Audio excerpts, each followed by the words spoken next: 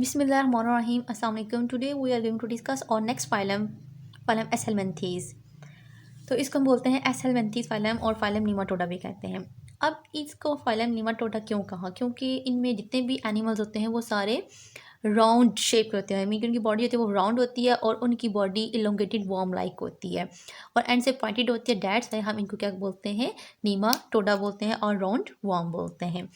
अगर हम इनके हैबिटेट की बात करें तो ये क्या होते हैं? ये मोस्टली पैरासाइट होते हैं, मीन के एक होस्ट के ऊपर डिपेंड करते हैं। साइज़ की बात करें तो इनका साइज़ फ्यू मिलीमीटर से लेके इनका मीटर तक जाता है। मीन के ये क्या करते हैं? माइक्रोस्कोपिक भी होते हैं और कुछ मैक्रोस्कोपिक भी होते हैं। माइक्रोस्कोपिक से मुराद क्या है कि जो हमें नेकेड आई से नज़र नहीं आते, और मैक्रोस्कोपिक से मुराद क्या है कि जो हमें नेकेड आई से नज़र आते हैं, जिनको हम आम आंख से देख सकते हैं। अगर हम इनकी सिमेट्री की बात करें तो इनकी सिमेट्री जो है वो बायलेटरल सिमेट्री रखते हैं। ठीक है, ये एनिमल कौन सी सिमेट्री रखते हैं? बायलेटरल सिमेट्री रखते हैं। इनको हम क्या करेंगे? इनको दरमियान से एक ही सिंगल प्लेन से कट करेंगे तो इनके दो हाफ्स बन जाएंगे और वो दोनों जो होंगे हाफ वो क्या होंगे? एक दूसरे की मिरर इमेज होंगी, इनकी एक जैसी होंगी।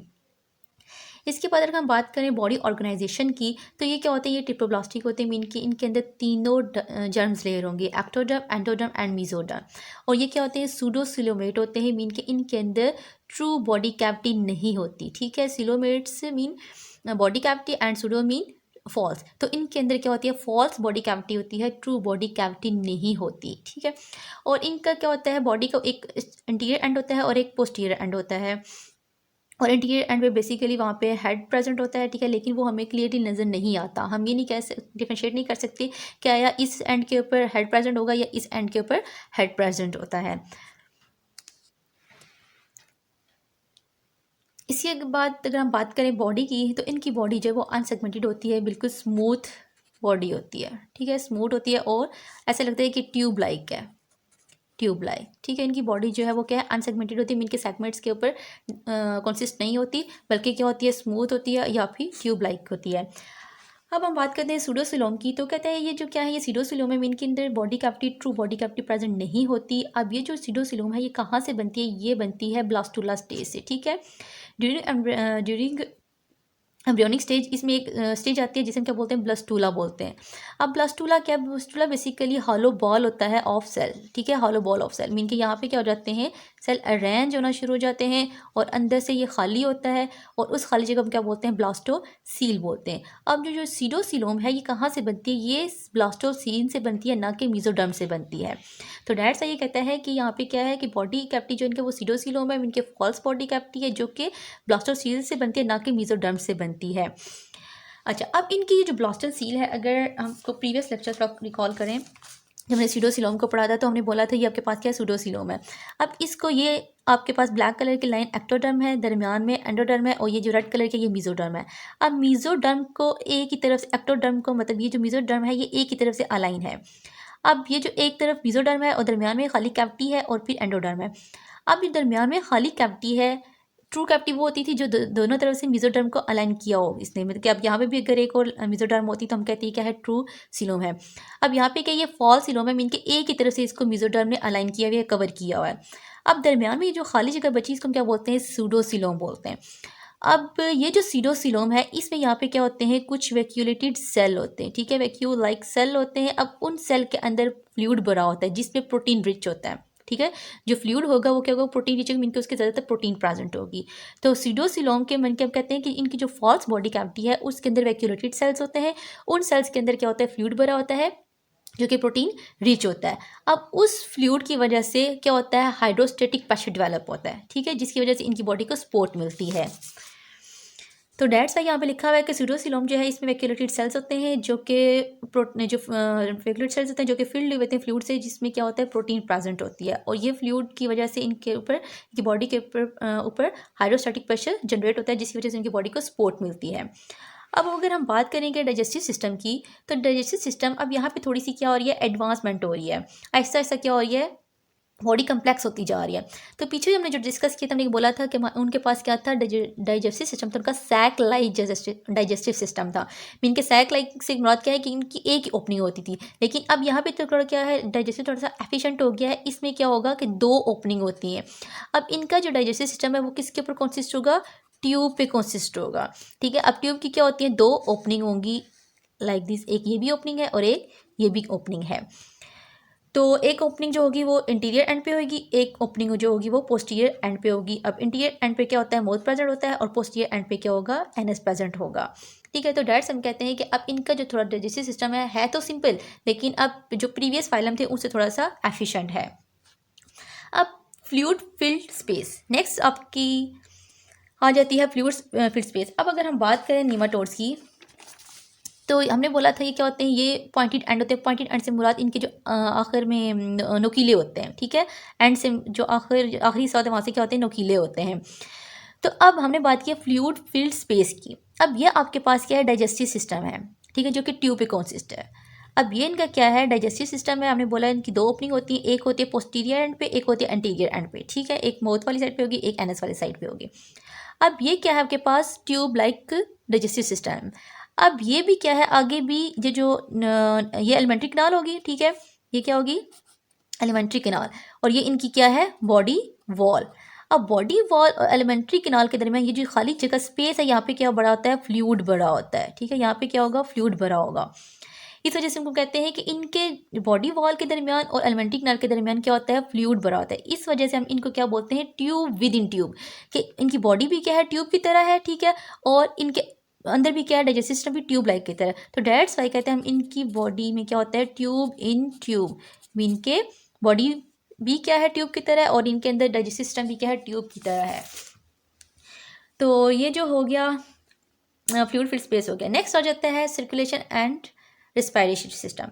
तो इनके अंदर सर्कुलेटरी और रिस्पायरेटरी सिस्टम जो होते हैं वो एब्सेंट होते हैं। तो इनका जो गैसेज एक्सचेंज होता है वो डायरेक्टली बॉडी सरफेस के थ्रू होता है। नेक्स्ट आ जाता है एक्सक्रीटरी सिस्टम। तो एक्सक्रीटरी सिस्टम की बात करें कि ये अपना वेस्ट प्रोडक्ट किस तरह रिमूव करते हैं। तो इनका जो एक्सक्रीटरी सिस्टम है ये दो लॉन्गिट्यूडल एक्सक्रीटरी कैनाल और ट्यूब के ऊपर कंसिस्ट होता है। अब कैनाल का यहाँ पे वर्ड आया तो डैट्स मीन किसकी बात हो रही है, ट्यूब की बात हो रही है। तो कहते हैं इसमें क्या होता है कि दो लॉन्गिट्यूडल एक्सक्रीटरी कैनाल पे कंसिस्ट होता है। फॉर एग्जाम्पल यहाँ पे इसी को ले लेते हैं कि एक ये लाइन आपको रेड कलर की नज़र आ रही है। ठीक है, एक ये है। लॉन्गिट्यूडल से मुराद क्या है कि इनकी जो ये एक्सक्रीटरी सिस्टम होगा, ट्यूब्स होंगी, ये लेंथ वाइज क्या कर रही होंगी, रन कर रही होंगी। अब एक आपको ये फॉर एग्जांपल ट्यूब नज़र आ रही है ऊपर वाली, ये वाली एक ट्यूब कर लो। ठीक है, और एक ट्यूब ये वाली होगी और एक ट्यूब ये नीचे वाली होगी। अब दोनों क्या कर रही है, लॉन्गिट्यूडल रन कर रही है, मीन के लेंथ वाइज रन कर रही है। तो एंड के ऊपर आके, ठीक है, यहाँ पे माउथ की तरफ आगे इंटीरियर एंड के ऊपर आके ये क्या करते हैं, यहाँ पे फ्यूज हो जाती है, दोनों जुड़ जाती हैं। दोनों जुड़ जाती हैं और बाहर की तरफ यहाँ पे एक बना देती है पोर, जिसे हम क्या बोलते हैं, एक्सक्रीटरी पोर। फिर जितना भी वेस्ट मटेरियल होता है वो क्या करता है, इस पोर के थ्रू बाहर निकल आता है। तो यहाँ पे क्या बात कर रहे हैं, कहते हैं इनका जो एक्सक्रीटरी सिस्टम है two longitudinal excretory canal tube के ऊपर कंसिस्ट होता है, और इंटीरियर एंड के ऊपर आके ये क्या करती हैं, ज्वाइन कर लेती हैं और एक सिंगल ट्यूब बना लेती हैं। और फिर ये जो ट्यूब है ये ओपन होती है बाहर की तरफ through excretory pour on the ventral side. अब दो साइड होती हैं इसकी, एक होती है डोर्सल साइड, एक होती है वेंट्रल साइड। डोर्सल साइड इसकी ऊपर वाली होगी और वेंट्रल साइड इसकी नीचे वाली होगी। तो वेंट्रल साइड के ऊपर क्या होता है, एक्सक्रीटरी पोर प्रेजेंट होता है, जहाँ से क्या होगा, जितना भी वेस्ट मटेरियल होगा वो बॉडी से रिमूव हो जाएगा।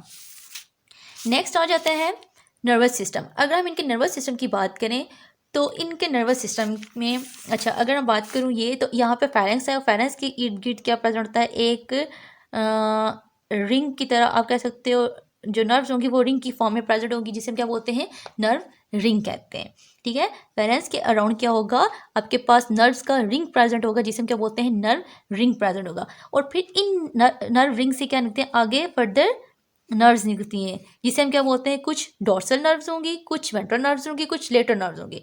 डॉर्सल नर्व से मुराद क्या है कि जो डॉर्सल साइड पे रन कर रही होंगी। ठीक है, फॉर एग्जांपल ये डॉर्सल साइड थी, ये वाली ऊपर वाली डॉर्सल साइड है और नीचे वाली क्या है, वेंट्रल साइड। तो अब जो डॉर्सल साइड के ऊपर नर्व्स निकल रही होंगी उनको क्या बोलते हैं, डॉर्सल नर्व्स बोलेंगे। जो वेंट्रल साइड पे निकलेंगी नीचे वाली साइड पे उनको वेंट्रल नर्व बोलते हैं। और जो साइड की तरफ निकलेंगी, साइड से मुराद में इनके लेटर नर्व्स होंगी वो। तो तीन तरह की नर्व्स निकलती हैं, डॉर्सल नर्व, वेंट्रल नर्व और लेटर नर्व कॉर्ड निकलती है। ठीक है, जो कि पूरी बॉडी के ऊपर रन कर रही होती हैं। अब इनके अंदर कुछ सेंस ऑर्गन प्रेजेंट होते हैं, जिन्हें हम क्या बोलते हैं, सेंसरी पेपिलाए। ठीक है, उनको हम क्या बोलते हैं, सेंसरी पेपिलाए। अब सेंसरी पेपिलाए क्या होता है, अब फॉर एग्जाम्पल ये आपके पास इंटीरियर एंड है, माउथ वाला एंड था, तो इसके ऊपर इस तरह के कुछ सेल्स होते हैं जो कि लिप लाइक नज़र आते हैं, लाइक दिस। ठीक है, तो हम कहते हैं इनके पास लिप की तरह सेंस ऑर्गन प्रेजेंट हो गए और इनके ऊपर क्या पड़ा होगा, सेंस ऑर्गन। ऐसे लगता है जैसे कोई पेपिलाए मीन उबार, जैसा कि आपको ये फिंगर्स पे उबार नज़र आ रहा है, लाइक दिस, ठीक है। इस तरह के बार प्रेजेंट होते हैं जिन्हें हम क्या बोलते हैं, सेंसिटिव पेप्लाई। ये भी क्या करते हैं, डिटेक्शन में हेल्प कर रहे होते हैं, चीज़ों को डिटेक्ट करते हैं। नेक्स्ट आ जाता है मस्कुलर सिस्टम। अगर हम मस्कुलर सिस्टम की बात करें तो इसमें मूवमेंट भी आ जाएगी। तो ये मस्कुलर सिस्टम जो होते हैं इनके जो बैंड की फॉर्म पे कंसिस्ट होता है, ठीक है। इनके जो मसल्स होंगे वो 4 बैंड के ऊपर मुश्तमिल होते हैं, 2 डॉर्सली होते हैं और 2 वेंट्रली मसल्स होते हैं, ठीक है। 2 बैंड क्या होंगे, डॉर्सली अरेंज होंगे, 2 बैंड जो क्या होंगे, वेंट्रली अरेंज होंगे। अब इनकी जो कॉन्ट्रैक्शन है, ठीक है, जो इनकी कॉन्ट्रैक्शन वो क्या होगी, वो डॉर्सल वाले नीचे की तरफ आएंगे और नीचे वाले जो वेंट्रल वाले हैं वो डॉर्सल वाली साइड की तरफ जाएंगे। इनके जो अंदर जो कॉन्ट्रैक्शन होगी बैंड की वो लाइक दिस होगी, ऊपर वाले नीचे की तरफ है, नीचे वाले ऊपर की तरफ जाएंगे। तो इस वजह से हम कहते हैं जो इनके अंदर मसल की बेंडिंग होगी वो वो कौन सी होगी, वो डॉर्सो वेंट्रली बेंडिंग होगी, ठीक है। मीन के डॉर्सल वाले नीचे की तरफ आएंगे वेंट्रल साइड पे और वेंट्रल साइड वाले डॉर्सल वाली साइड की तरफ जाएंगे, तो इस तरह ये बेंड करेंगे। तो अब इनकी वजह से क्या होता है, एंडुलेशन पैदा होती है, ठीक है। एंडुलेटिंग वेव्स पैदा होती हैं जिस तरह ये मूव करते हैं। जब इनकी लोकोमोशन होगी, जब ये डॉर्सल वेंट्रली क्या करेंगे, अब ये ऊपर वाले फॉर एग्जाम्पल डॉर्सल बैंड है, ये वेंट्रल बैंड है, अब ये जब बेंड होंगे कॉन्ट्रैक्ट करेंगे तो लाइक दिस कॉन्ट्रैक्ट करेंगे, क्योंकि इनके अंदर क्या होते हैं, सर्कुलर मसल एब्सेंट होते हैं, जिसकी वजह से इनके अंदर क्या होगी, एंडुलेटिंग वेव्स प्रेजेंट होंगी, प्रोड्यूस होंगी। तो एंडुलेटिंग वेव्स क्या होंगी, ये आपको यूं जिग जैग मैनर्स में मूव करते हुए नजर आते हैं, ठीक है। वैसे तो अगर जिनके अंदर सर्कुलर मसल्स भी होंगे, लॉन्गिट्यूडल मसल्स भी होंगे, तो उनकी मूवमेंट जो होती है वो लाइक दिस होती है, ठीक है। लेकिन ये क्या करेंगे, ये जिग जैग मूवमेंट करेंगे, यूं यूं करके मूवमेंट करेंगे, तो इसको मूवमेंट को हम क्या बोलते हैं, एंडुलेटिंग मूवमेंट और एंडुलेटिंग वेव्स, ठीक है। तो अब कहता है इन जो एनिमल मूव करेंगे वो क्या करेंगे, वो एंडुलेशन मीन करेंगे, wave of contraction and relaxation of the muscles, mean के वेव प्रोड्यूस होंगी लाइक दिस, ये मूव करते जाते हैं यूं करके। नेक्स्ट आ जाता है आपके पास, नेक्स्ट आ जाता है रिप्रोडक्शन। अगर रिप्रोडक्शन की बात करें तो इनके अंदर सेक्सी सेपरेट होती हैं। मीन के पीछे हमने बात की थी कि कुछ ऐसे होते हैं जो हर्माफ्रोडाइट होते हैं, मीन के एक इंडिविजुअल के अंदर दोनों सेक्स ऑर्गन प्रेजेंट होंगे। लेकिन यहाँ पे क्या है, यहाँ पे सेपरेट होंगे। फीमेल जो ऑर्गेनिज्म होगा वो सेपरेट होगा और जो मेल होगा वो सेपरेट होगा। अब जो फीमेल में गोनेड्स होंगे वो जो मीन के जो गैमीट को प्रोड्यूस करेंगे उनको हम क्या बोलते हैं, ओवरीज बोलते हैं। और जो मेल में गोनेड्स होंगे वो क्या करेंगे, वो टेस्टिस कहलाते हैं। ओवरीज क्या करेंगी, वो एग प्रोड्यूस करेंगी और टेस्टिस जो है वो स्पर्म प्रोड्यूस करेंगी। जब इन दोनों की फर्टिलाइजेशन की फ्यूजन होएगी तो फर्टिलाइजेशन के बाद क्या बनेगा, जाइगोट बनेगा इसके जड़ में। तो फिर जाइगोट बनता है आफ्टर फर्टिलाइजेशन। तो अगर इनके अंदर लार्वा प्रेजेंट हुआ, ठीक है, अगर लार्वा बनेगा तो क्योंकि इनके अंदर मोस्टली क्या होता है, लार्वा बनता है, तो इसकी वजह से इनकी जो डेवलपमेंट होती है वो क्या होती है, वो इनडायरेक्ट होती है। अगर लार्वा नहीं बनेगा तो इनकी डेवलपमेंट क्या कहलाएगी, डायरेक्ट डेवलपमेंट कहलाएगी। अब हम बात करते हैं इनकी इंपॉर्टेंस की और पैरासिटिक डिजीज़ की। जीनस रैबिटिड्स की अगर हम बात करें तो इसमें राउंड वर्म्स आते हैं और राउंड वर्म का रोल ये होता है कि क्या करते हैं, ये ऑर्गेनिक मैटर को ब्रेक करने में हेल्प कर रहे होते हैं। अगर हम किसी एक गले सड़े एप्पल की बात करें, एक ख़राब एप्पल की बात करें, तो उसमें तकरीबन 90,000 वर्म आपको नज़र आते हैं। अक्सर आप ख़राब होते हैं, कहते हैं इसमें कीड़े पड़े हुए, तो बेसिकली वो क्या होते हैं, वो वर्म्स होते हैं। तो अगर हम किसी सॉइल की बात करें तो उस 1 एकड़ सॉइल के अंदर, ज़मीन के अंदर जो राउंड वर्म्स है वो मिलियंस की तादाद में प्रेजेंट होते हैं। इसके बाद अगर हम बात करें पैरासिटिक एसेमेंथिसी, तो कहते हैं इसमें कुछ ऐसे भी होते हैं जो मैन और प्लांट्स के अंदर, एनिमल्स के अंदर डिजीज़ भी कॉज करते हैं। तो इसकी एग्जांपल हम देख लेते हैं। तो एस्केरिस लिब्रिकॉइड पहला जो है वो आपके पास एग्जांपल आ जाती है। एस्केरिस लिब्रिकॉइड ये क्या है, ये इंटेस्टाइनल पैरासाइट है जो इंसानों की इंटेस्टाइन में रहता है और वहाँ पे जाके डिजीज़ काज करता है। वहाँ से क्या करता है, फूड वगैरह को, न्यूट्रिएंट्स वगैरह को एब्जॉर्ब करता है। इसके बाद अगर हम बात करें जीनस रैबिटिड्स की, तो इसमें बहुत सारे ऐसे एनिमल्स निमाटोड्स हैं जो कि सॉइल में भी रहते हैं, ऑर्गेनिक मैटर में भी रहते हैं, पानी में भी रहते हैं और fishes of man and animal में भी पाए जाते हैं, यहाँ पे हमें मिलते हैं। इसके बाद अगर हम बात करें एंटीरोबियस वर्मिकुलरिस, ठीक है, एंटीरोबियस वर्मिकुलरिस की बात करें तो ये क्या है, इनको हम कॉमनली कहते हैं पिन वर्म कहते हैं और ये हर रीजन में प्रेजेंट होते हैं। अगर हम बात करें मोस्टली प्रेजेंट होंगे यूरोप एंड अमेरिका के अंदर। तो पिन वर्म्स जो है ये ह्यूमंस की लार्ज इंटेस्टाइन में रहते हैं, ठीक है। लार्ज इंटेस्टाइन की कौन से पार्ट में, सीकम एंड कोलन में रहते हैं एंड आल्सो इन अपेंडिक्स में भी रहते हैं। तो अगर जब ये किसी भी मैन के अंदर या फिर जब किसी भी इसके अंदर रहेंगे, होस्ट के अंदर रहेंगे, तो वहाँ पे क्या करते हैं, इचिंग काज करते हैं एनएस में, ठीक है। एनएस में इचिंग काज करेंगे, मीन के वहाँ पे खारिश फील होएगी और इन्फ्लेमेशन हो जाएगी किसकी, कलोन की, म्यूकस मेम्ब्रेन में और अपेंडिक्स। अब म्यूकस मेम्ब्रेन क्या होती है, म्यूकस मेम्ब्रेन जो सबसे इनर मेम्ब्रेन होती है, जो क्या करती है, म्यूकस को सेक्रेट करके उनको प्रोटेक्ट करती है। तो वहाँ पे क्या होती है, इन्फ्लेमेशन हो जाती है, स्वेलिंग हो जाती है। इसके रिजल्ट में इंसोमिया होता है और लॉस ऑफ एपेटाइट। इंसोमिया में क्या होता है कि जो पेशेंट है उसकी स्लीप डिस्टर्ब होती है, मीन उसका सोना उठना जागना ये डिस्टर्ब हो जाता है, उसको प्रॉपर नींद नहीं आती। और लॉस ऑफ एपेटाइट भी इसकी क्या वजह से, भूख नहीं लगती, जिसकी वजह से वो पेशेंट जो है वो वीक होता चला जाता है। इसके बाद नेक्स्ट आ जाता है एंसाइक्लोस्टोमा ड्यूडेनाइल।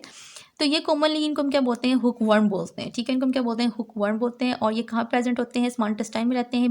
ज़्यादातर रीजन किस में होते हैं, वो एशिया में है, नॉर्थ अफ्रीका में है और यूरोप में है। इसके बाद अगर हम बात करें तो ये कहाँ रहते हैं, स्मॉल इंटेस्टाइन की विलाई में रहते हैं, ठीक है। स्मॉल इंटेस्टाइन में क्या प्रेजेंट होते हैं, विलाई प्रेजेंट होता है और ये वहाँ पे रहते हैं। अब वहाँ से क्योंकि हुक वर्म है तो इनकी करते हैं, हुक की मदद से उस इंटेस्टाइन के साथ अटैच हो जाते हैं, जिसकी वजह से वहाँ से वो क्या करते हैं, ब्लड को सक करते हैं और जितना भी बॉडी फ्लूइड होता है उसको सक करते रहते हैं। अब इस दौरान वो क्या करते हैं, वो एक केमिकल सेक्रेट करते हैं, प्रोड्यूस करते हैं, जिसे हम क्या बोलते हैं, एंटी कोएगुलेंट, ठीक है। वो कौन सा केमिकल प्रोड्यूस करते हैं, एंटी कोएगुलेंट। एंटी कोएगुलेंट वो क्या करता है, जो क्या करता है, ब्लड को जमने से रोकता है, ठीक है। एंटी कोएगुलेंट ऐसा केमिकल है जो क्या करेगा, prevent the clotting of blood, mean के खून को जमने से रोकेगा, ताकि वो क्या करे, खून वहाँ पे जमे ना, ब्लड जमे ना, तो वो क्या करे, इसको फीड करता रहे, सक करता रहे। जब वो फीड कर चुका होता है, मीन के अपना पेट भर चुका होता है, तब क्या होता है, क्योंकि उसने तो ब्लड में तो एंटी कोएगुलेंट है, मीन के कोई वो ब्लड को क्लॉट नहीं करेगा। तो जब उस पेशेंट को कहीं, जिसके अंदर, बंदे के अंदर ये रहेगा, तो जब उसको कहीं जख्म वगैरह होता है, मीन कि आप ये कह सकते हो जब उसके इंटेस्टाइन के अंदर भी क्या होगी, ब्लीडिंग होती रहेगी। और जब ब्लीडिंग बहुत ज़्यादा होगी तो इसके रिजल्ट में क्या होगा, एनीमिया होगा। ये ज़्यादातर चिल्ड्रन के अंदर सिम्टम्स होते हैं, एनीमिया होगा। एनीमिया में क्या होता है, आपके पास ब्लड की कमी हो जाती है, इसके अंदर RBCs जो है वो कम होना शुरू हो जाते हैं, ठीक है। RBCs, रेड ब्लड सेल्स कम होना शुरू हो जाते हैं। और उस फिर बच्चों के अंदर क्या होती है, ग्रोथ जो है वो डिस्टर्ब हो जाती है, वो कम हो जाती है। ग्रोथ जो है, चाहे मेंटली ग्रोथ हो चाहे फिजिकल ग्रोथ हो, दोनों तरह से वो डिस्टर्ब हो जाता है। होप सो आपको आज का लेक्चर समझ आ गया होगा। दुआ में याद रखिएगा। अल्लाह हाफिज़।